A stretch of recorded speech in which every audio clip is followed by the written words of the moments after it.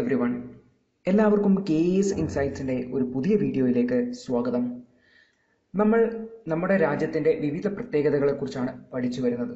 അപ്പോൾ കഴിഞ്ഞ ക്ലാസ്സിൽ നമ്മൾ ദേശീയ പതാകയെക്കുറിച്ചും ദേശീയ ഗാനത്തെക്കുറിച്ചും പഠിച്ചിട്ടുണ്ട്. ഇന്നത്തെ ക്ലാസ്സിൽ നമ്മൾ ദേശീയ മുദ്രയെക്കുറിച്ചാണ് പഠിക്കാൻ വേണ്ടി പോകുന്നത്, അതായത് നാഷണൽ എംബ്ലം. അപ്പോൾ ഈ ഒരു ടോപ്പിക്ക് നമുക്ക് KSൻ്റെ മോഡേൺ ഇന്ത്യൻ ഹിസ്റ്ററി എന്ന് പറയുന്ന ടോപ്പിക്കിൽ നമ്മുടെ ഇന്ത്യയെക്കുറിച്ചുള്ള കാര്യങ്ങൾ വരുന്ന ഭാഗത്ത് ഉൾപ്പെടുത്താവുന്നതാണ്. മറിച്ച് ഇത് 10th ലെവൽ പ്രിലിമിനറി എക്സാമിന്റെ സിലബസിൽ 4ാമത്തെ പോയിന്റിൽ നിങ്ങൾക്ക് കാണാൻ പറ്റും, ഇന്ത്യയുടെ ദേശീയ ചിഹ്നങ്ങൾ എന്ന് കൊടുത്തിട്ട് ആ ഒരു ഭാഗത്ത് ഉൾപ്പെടുത്താൻ പറ്റുന്നതായിരിക്കും. അപ്പോൾ ദേശീയ മുദ്രയെക്കുറിച്ച് നമുക്ക് മനസ്സിലാക്കാം. അപ്പോൾ നമുക്കൊരു 3-4 സ്ലൈഡുകളിലായിട്ട് കുറച്ച് പോയിന്റുകൾ മാത്രമേ പഠിക്കാനുള്ളൂ. അപ്പോൾ ഈ ഒരു പോയിന്റുകൾ പഠിച്ചു കഴിഞ്ഞാൽ ഈ ഒരു ഭാഗത്തു നിന്ന് ഏതെങ്കിലും തരത്തിലുള്ള ചോദ്യം വന്നു കഴിഞ്ഞാൽ നിങ്ങൾക്ക് വളരെ എളുപ്പത്തിൽ മാർക്ക് ചെയ്യാൻ പറ്റുന്നതായിരിക്കും. അപ്പോൾ നമ്മുടെ ദേശീയ മുദ്രയാണ് അശോക സ്തംഭം, അതിനെ നാഷണൽ എംബ്ലം അല്ലെങ്കിൽ ദേശീയ മുദ്ര എന്ന് വിളിക്കും. അപ്പോൾ ആ ഒരു ദേശീയ മുദ്രയാണ് നമ്മൾ വലതുവശത്ത് കാണിച്ചിരിക്കുന്നത്. അപ്പോൾ ഈ ഒരു ചിഹ്നം നമ്മൾ പല സ്ഥലത്തും കണ്ടിട്ടുണ്ട്, ഇവിടെ സ്റ്റാമ്പുകളിൽ കണ്ടിട്ടുണ്ട്, കൂടാതെ നമ്മുടെ പല കോയിനുകൾ നോട്ടുകളിലുണ്ട്. അപ്പോൾ ഇങ്ങനെ പല സ്ഥലങ്ങളിലും സർക്കാരിന്റെ സ്റ്റാമ്പുകളിലുണ്ട്, ലെറ്റർ ഹെഡുകളിലുണ്ട്, അങ്ങനെ പല സ്ഥലത്തും നമ്മൾ കണ്ട് പരിചയിച്ച കാര്യങ്ങളാണ് ഈ ക്ലാസ്സിൽ നമ്മൾ ചർച്ച ചെയ്യുന്നത്. അപ്പോൾ നമ്മളെല്ലാം തന്നെ ഒന്ന് റീകോൾ ചെയ്യുന്നത് മാത്രമേ ഉള്ളൂ. അപ്പോൾ നമ്മുടെ ദേശീയ മുദ്ര വലതുവശത്തുണ്ട്, അതിൽ നമുക്ക് 3 സിംഹങ്ങളെ കാണാം. പക്ഷെ ശരിക്കും അതിൽ 4 സിംഹങ്ങളുണ്ട്. 4 സിംഹങ്ങൾ എന്ന് വെച്ചാൽ ഒരു സിംഹം പിറകിലാണുള്ളത്. 3 സിംഹങ്ങളെ മാത്രമേ നമുക്ക് കാണാൻ വേണ്ടി പറ്റുകയുള്ളൂ. ആകെ 4 സിംഹങ്ങളുണ്ട്. അതിന്റെ തൊട്ട് താഴെയായിട്ട് നമുക്ക് അശോക ചക്രം കാണാൻ വേണ്ടി പറ്റും. അപ്പൊ അശോക ചക്രം നമ്മൾ ഓൾറെഡി ദേശീയ പതാകയിൽ പഠിച്ചിട്ടുണ്ട്. അതിന് 24 ആരക്കാലുകളുണ്ട്. അതിന് സൈഡിലായിട്ട് ഇടതുവശത്തായിട്ട് നമുക്ക് എന്തിനെ കാണാം? ഒരു കുതിരയെ കാണാം. വലതുവശത്ത് ഒരു കാളയെ, ഒരു ബുള്ളിനെ കാണാൻ വേണ്ടി പറ്റും. ഇത് കൂടാതെ അതിൽ മറ്റു 2 മൃഗങ്ങൾ കൂടിയുണ്ട്. ഒരു ആനയുണ്ട്, ഒരു ലയൺ ഉണ്ട്. അപ്പോൾ ഈ ഒരു 4 മൃഗങ്ങളും കൂടിയുണ്ട്. അപ്പൊ ഈ ഒരു അശോക ചക്രം അങ്ങനെ 4 എണ്ണം ഉണ്ടാവും. ഓരോ സിംഹത്തിന് താഴെ ഓരോ അശോക ചക്രം എന്നുള്ള രീതിയിലാണുള്ളത്. ഇനി നമുക്ക് നോക്കാം എന്താണ് ഈ ഒരു നാഷണൽ എംബ്ലത്തിന്റെ പ്രത്യേകത എന്നുള്ളത്. അപ്പോൾ ഈ ഒരു നാഷണൽ എംബ്ലത്തെ നമ്മൾ എടുത്തിരിക്കുന്നത് 1950 ജനുവരി 26 അപ്പോൾ ഈ ഒരു ദിവസത്തിന്റെ പ്രത്യേകത നമുക്ക് ഓൾറെഡി അറിയാം. എന്താണ്? നമ്മുടെ റിപ്പബ്ലിക് ദിനമാണ്. അപ്പോൾ ഈ ഒരു ഡേറ്റ് അധികം പ്രത്യേകിച്ച് ഓർമ്മിച്ചു വെക്കേണ്ട കാര്യമാണ്. നമ്മൾ റിപ്പബ്ലിക് ആയ ദിവസമാണ് നമ്മൾ ഈ ഒരു ദേശീയ മുദ്രയെ തെരഞ്ഞെടുത്തിരിക്കുന്നത് എന്ന് ഓർത്തു വെച്ചാൽ മാത്രം മതി. അപ്പോൾ അതിന്റെ താഴെയുള്ളതാണ് അതിന്റെ മോട്ടോ എന്ന് പറയുന്നത്, അല്ലെങ്കിൽ ആപ്തവാക്യം എന്ന് പറയാം. മുദ്രയുടെ ആപ്തവാക്യം എന്താണെന്ന് വെച്ചാൽ അത് എഴുതിയിരിക്കുന്നത് ഹിന്ദിയിലാണ്. സത്യമേവ ജയതേ എന്നാണ് എഴുതിയിരിക്കുന്നത്. സത്യമേവ ജയതേ എന്ന് പറഞ്ഞാൽ സത്യം എപ്പോഴും ജയിക്കട്ടെ എന്നാണ് അർത്ഥം.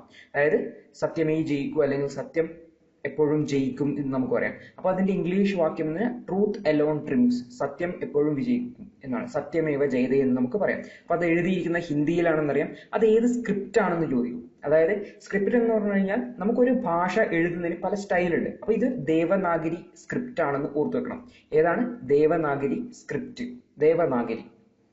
അപ്പോൾ ഈ ഒരു സത്യമേവ ജയതേ എന്ന് പറയുന്ന വാക്ക് അത് എവിടെ നിന്നാണ് എടുത്തിരിക്കുന്നത്? കാരണം ആ വാക്ക് എവിടെ നിന്നും വരണ്ടേ? അത് ഒരു ഉപനിഷത്ത് നിന്നാണ് എടുത്തിരിക്കുന്നത്. എന്താണ് ഉപനിഷത്ത് എന്നൊക്കെ നമ്മൾ വിശദമായിട്ട് ഓൾറെഡി മനസ്സിലാക്കിയിട്ടുണ്ട്. അതായത് നമ്മുടെ വേദങ്ങളുടെ ഭാഗമായിട്ടുള്ളതാണ് ഉപനിഷത്തുകൾ.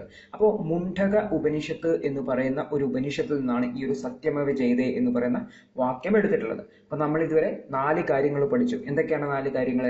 ഈ ഒരു മുദ്രയെ നമ്മൾ അഡോപ്റ്റ് ചെയ്തിരിക്കുന്നത് നമ്മുടെ റിപ്പബ്ലിക് ഡേയിലാണ്, അതായത് 1950 ജനുവരി 26 അതിന്റെ താഴെയുള്ള ആപ്തവാക്യം എന്ന് പറഞ്ഞാൽ അത് സത്യമേവ ജയതേ എന്നാണ്. സത്യം എപ്പോഴും ജയിക്കട്ടെ എന്നുള്ളത്. അപ്പൊ അത് എഴുതിയിരിക്കുന്നത് ഹിന്ദിയിലാണ്, ദേവനാഗരി സ്ക്രിപ്റ്റ് ആണ്. ഹിന്ദി ഭാഷയുടെ ദേവനാഗരി സ്ക്രിപ്റ്റിലാണ് എഴുതിയിരിക്കുന്നത്. അത് എടുത്തിരിക്കുന്നത് എവിടെ നിന്നാണ്? മുണ്ഡക ഉപനിഷത്തിൽ നിന്നാണ് എടുത്തിരിക്കുന്നത്. അപ്പൊ ഈ ഒരു ചിഹ്നം ആർക്കൊക്കെ ഉപയോഗിക്കാൻ വേണ്ടി പറ്റും നമുക്ക് നോക്കാം. അപ്പൊ നമ്മൾ അതിന്റെ കുറച്ചുകൂടി ഡീറ്റെയിൽ ആയിട്ട് പോവുകയാണ്. കാരണം ഈ ഒരു 4 കാര്യങ്ങളിൽ നിന്നാണ് സാധാരണയായിട്ട് ഈ ഒരു ചോദ്യം വരാറുള്ളത്. അപ്പൊ ഇതിന്റെ കുറച്ചുകൂടി ഡീറ്റെയിൽ ആയിട്ട് നമ്മൾ പോവുകയാണ്. കാരണം ഏത് തരത്തിലുള്ള ചോദ്യം വന്നു കഴിഞ്ഞാലും നമുക്ക് അറ്റൻഡ് ചെയ്യണം പറ്റണം. കാരണം നമ്മൾ പഠിച്ചു കഴിഞ്ഞാൽ അതിൽ നിന്ന് ഒരു ടോപ്പിക്ക് വന്നു കഴിഞ്ഞാൽ, ചോദ്യം വന്നു കഴിഞ്ഞാൽ നമുക്കത് പറ്റിയിരിക്കണം. അപ്പൊ നമ്മൾ അതിനെ കുറച്ച് ഡീറ്റെയിൽ ആയിട്ട് പോകണം. അപ്പൊ ഇത് ആർക്കൊക്കെ ഉപയോഗിക്കാൻ നോക്കാം. അപ്പൊ നമ്മൾ സ്വാഭാവികമായിട്ടും കണ്ടിട്ട് സർക്കാരിന്റെ സീലുകളിലെല്ലാം നമുക്ക് ഈ ഒരു ചിഹ്നമുണ്ട്. അപ്പൊ നമ്മുടെ രാജ്യത്തിന്റെ പ്രസിഡന്റിന്റെ ഒഫീഷ്യൽ സീൽ എന്ന് പറയുന്നത് ഈ ഒരു നാഷണൽ എംബ്ലമാണ്. കൂടാതെ സെൻട്രൽ ഗവൺമെന്റിന്റെയും സ്റ്റേറ്റ് ഗവൺമെന്റിന്റെയും സീലുകളിലൊക്കെ നമുക്ക് എന്ത് കാണാൻ വേണ്ടി പറ്റും? ഈ ഒരു സത്യമേവ ജയതേ കാണാൻ പറ്റും. നമുക്ക് സ്റ്റാമ്പുകളിലൊക്കെ കാണാൻ വേണ്ടി പറ്റും. കൂടാതെ ലെറ്റർ ഹെഡുകളിൽ കാണാൻ പറ്റും. ലെറ്റർ ഹെഡ് എന്ന് പറഞ്ഞു കഴിഞ്ഞാൽ ഈ ഒരു കത്ത് തരുമ്പോൾ മുകളിലെ നമ്മുടെ പ്രസിഡന്റ് ഓഫ് ഇന്ത്യ എന്നൊക്കെ പറഞ്ഞ് എഴുതിയിട്ടുണ്ടാവും. അപ്പൊ ആ ലെറ്റർ ഹെഡിലും ഈ ഒരു മുദ്ര നമുക്ക് കാണാൻ വേണ്ടി പറ്റും. നമ്മുടെ കറൻസികളിലും നമ്മുടെ പാസ്പോർട്ടിലും നമുക്കിവിടെ കാണാൻ പറ്റും, ഈ ഒരു മുദ്ര കാണാൻ വേണ്ടി പറ്റും. അപ്പം നമുക്ക് കാണാൻ പറ്റുന്ന കുറച്ച് സ്ഥലങ്ങളൊന്ന് ഓർമ്മിച്ച് വെക്കണം. അപ്പം നമുക്ക് പ്രസിഡന്റിന്റെ ഒഫീഷ്യൽ സീൽ എന്ന് പറയുന്നത് ഈ ഒരു സത്യമേവ ജയതേ എന്ന് പറയുന്നത് നമ്മുടെ ഈ ഒരു അശോക സ്തംഭമാണ് എന്ന് ഓർത്തു വെക്കണം. അശോക സ്തംഭം അതാണ് നമ്മുടെ ദേശീയ മുദ്ര. ഈ വലതു ഭാഗത്ത് കാണിച്ചിരിക്കുന്നതാണ്. ഇനി നമുക്ക് നോക്കാൻ വേണ്ടി പോകുന്നത് ഇത് എവിടെ നിന്നാണ് നമുക്ക് കിട്ടിയത് എന്നുള്ളതാണ്. കാരണം ഈ ഒരു അശോക സ്തംഭം എന്ന് പറയുന്ന ആശയം നമ്മൾ എവിടെ നിന്നാണ് എടുത്തതെന്ന് നമുക്ക് നോക്കാം. അപ്പൊ ഈ ഒരു കാര്യം നമ്മൾ ഓൾറെഡി പഠിച്ചിട്ടുണ്ട്. എവിടെ പഠിച്ചിട്ടുണ്ട്? നമ്മൾ അശോകന്റെ കാലഘട്ടത്തെ കുറിച്ച് പഠിക്കുന്ന സമയത്ത് പറയാം മൗര്യൻ പില്ലറുകളെ കുറിച്ച് ഞാൻ വിശദമായിട്ട് ക്ലാസ് എടുത്തിട്ടുള്ളതാണ്. അപ്പൊ ആ ക്ലാസ് കണ്ടു കഴിഞ്ഞാൽ നിങ്ങൾക്ക് ഇത് വീണ്ടും ആവശ്യമില്ല, കാരണം നമ്മളത് കൃത്യമായിട്ട് പറഞ്ഞിട്ടുള്ളതാണ്. അപ്പോൾ ആ മൗര്യൻ പില്ലറാണ് നമ്മൾ ഈ വലതുഭാഗത്ത് ഏറ്റവും വലതുഭാഗത്തുള്ള ചിത്രം. അപ്പോൾ അതിന്റെ ആ ഒരു തൂണിന്റെ മുകളിലായിട്ട് നമുക്ക് നമ്മുടെ ചിഹ്നം ഇരിക്കുന്നത് കാണാം. അപ്പൊ അതിന്റെ ആ ഒരു തൂണിലുള്ള ഇൻസ്ക്രിപ്ഷൻ ആണ് കാണിച്ചിരിക്കുന്നത്. അപ്പൊ ആ ഒരു ലയൺ ക്യാപിറ്റൽ ഓഫ് സാരാനാഥ് എന്നാണ് ഇതിനെ വിളിക്കുന്നത്. അതായത് ഈ ഒരു മൗര്യൻ പില്ലറിന്റെ മുകളിലുള്ള lion capital of Sarnath. Sarnath എന്ന് പറഞ്ഞ സ്ഥലമാണ്, ഈ ഒരു സ്ഥലമാണ് സാരാനാഥ്. അത് ഉത്തർപ്രദേശിലാണ്. അപ്പൊ അത് ലയൺ ക്യാപിറ്റൽ, കാരണം സിംഹമാണ് ഏറ്റവും മുകളിലുള്ളത്, അതുകൊണ്ടാണ് ലയൺ ക്യാപിറ്റൽ എന്ന് വിളിക്കുന്നത്. അപ്പൊ ലയൺ ക്യാപിറ്റൽ ഓഫ് സാരാനാഥ്. അപ്പൊ ആ ലയൺ ക്യാപിറ്റലില് നമ്മൾ മുഴുവൻ ഭാഗവും എടുത്തിട്ടില്ല. നമ്മൾ ആ ലയൺ ക്യാപിറ്റലിൽ നോക്കിക്കഴിഞ്ഞാൽ അതിൽ നമ്മളുടെ ആ ഒരു നമ്മുടെ അശോക ചക്രം വരുന്ന ഭാഗമുണ്ട്, അതിനെ അബാക്കസ് എന്നാണ് വിളിക്കുക. അതിന്റെ താഴോട്ടുള്ള ഭാഗത്തെ നമ്മൾ എടുത്തിട്ടില്ല. അതായത് അബാക്കസും ക്യാപിറ്റൽ അനുമനും ലയണും വരുന്ന ഭാഗമാണ് നമ്മൾ എടുത്തിരിക്കുന്നത്. അപ്പൊ അതിനെക്കുറിച്ച് നമുക്കിനി വിശദമായിട്ടൊന്ന് നോക്കാം. അപ്പൊ നമ്മൾ ഓർത്തു വെക്കേണ്ടത് ഇത് മൗര്യൻ പില്ലറാണ്, മൗര്യൻ കാലഘട്ടത്തിലുള്ളതാണ്. അപ്പൊ അശോകനാണ് സ്ഥാപിച്ചത്. അപ്പൊ ഈ ഒരു പില്ലറിന് ഏകദേശം 40 അടിയോളം ഉയരമുണ്ടായിരുന്നു. അപ്പൊ ഇത് സാരാനാഥിലാണെന്നും കൂടി ഓർത്തു വെക്കണം. അപ്പൊ ഇനി നമുക്ക് നോക്കാം. അപ്പൊ ഈ ഒരു മൗര്യൻ പില്ലറിൽ നിന്ന് നമ്മൾ എടുത്തിരിക്കുന്നത് ലയൺ ക്യാപിറ്റൽ ആണ്. അശോക സ്തംഭം അത് നമ്മൾ എടുത്തിരിക്കുന്നത് ലയൺ ക്യാപിറ്റലിൽ നിന്നാണ്. അത് എവിടെയാണ് സ്ഥലം? സാരാനാഥിലാണ്. അപ്പൊ സാരാനാഥ് നമുക്കറിയാം ബുദ്ധന്റെ ജീവിതവുമായിട്ട് ബന്ധപ്പെട്ട സ്ഥലമാണ്. അപ്പൊ ഇത് വാരണാസി ജില്ലയിലാണെന്ന് ഓർത്തു വെക്കണം. ഉത്തർപ്രദേശ് സംസ്ഥാനത്താണ്. സംസ്ഥാനം ഉത്തർപ്രദേശ്, ജില്ല വാരണാസി, സ്ഥലം സാരാനാഥ്. കാരണം ചില സമയത്ത് സാരാനാഥ് എവിടെയാണെന്ന് ചോദിച്ചിട്ട് ചിലപ്പോൾ ജില്ലയായിരിക്കും ചിലപ്പോൾ തരുന്നത്. അപ്പൊ വാരണാസി എന്ന് നമ്മൾ ഓർത്തു വെക്കണം. നമ്മൾ സംസ്ഥാനം മാത്രം ഓർത്തു വെച്ചതുകൊണ്ട് കാര്യമില്ല. കാരണം ഇതൊരു പ്രധാനപ്പെട്ട സ്ഥലമാണ്. നമ്മുടെ രാജ്യത്തെ സംബന്ധിച്ച വളരെ പ്രധാനപ്പെട്ട ഒരു സ്ഥലമാണ് ഈ ഒരു സാരാനാഥ് എന്ന് പറയുന്നത്. അപ്പൊ ഈ ഒരു സാരാനാഥ് എന്ന് പറയുന്ന സ്ഥലം അത് ബുദ്ധന്റെ ജീവിതവുമായിട്ട് ബന്ധപ്പെട്ടതാണെന്ന് നമുക്കറിയാം.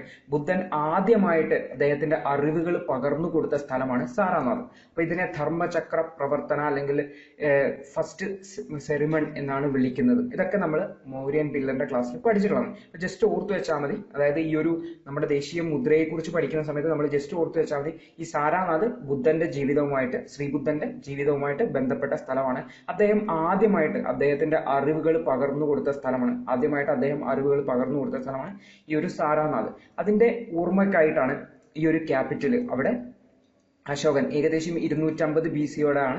ഈ ഒരു 250 BC-യോടെ അശോകൻ ആ ഒരു സ്ഥലത്ത് ഈ ഒരു പില്ലർ സ്ഥാപിച്ചത്. ആ ഒരു പില്ലറിന്റെ ഏറ്റവും ടോപ്പുള്ള ഭാഗമാണ് നമ്മൾ നമ്മുടെ ദേശീയ മുദ്രയായിട്ട് എടുത്തിരിക്കുന്നത്. അപ്പൊ നമ്മൾ ഈ ഒരു സ്ലൈഡിൽ നിന്ന് ഓർത്തു വെക്കേണ്ടത് അത് നമ്മൾ എടുത്തിരിക്കുന്നത് സാരാനാഥിലാണ്. സാരാനാഥ് വാരണാസി ജില്ലയിലാണ്, അത് ഉത്തർപ്രദേശിലാണ്.